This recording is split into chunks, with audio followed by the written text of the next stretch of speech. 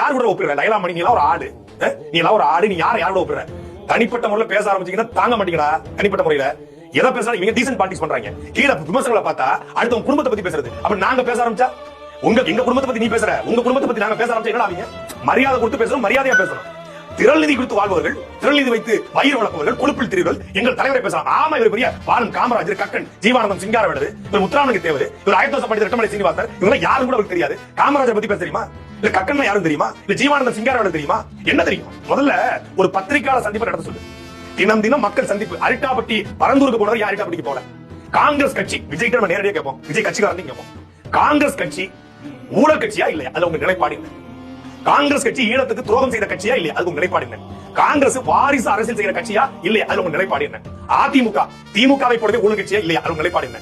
அதிமுக கட்சியில அநீதிகளும் அக்கிரமங்களும் அயோக்கியத்தனமும் நடந்துச்சு, அவருடைய நிலைப்பாடு என்ன? சாத்தாங்குளம் சம்பவம் தொடங்கி பொள்ளாச்சி பாய் விவகாரம் ஆரம்பிச்சு ஸ்டெர்லைட் பரவல் தொடங்கி இந்த கட்சி செய்த கட்சியில இந்த மாதிரியான சம்பவம் செய்த கட்சியுடைய உங்கள் நிலைப்பாடு என்ன?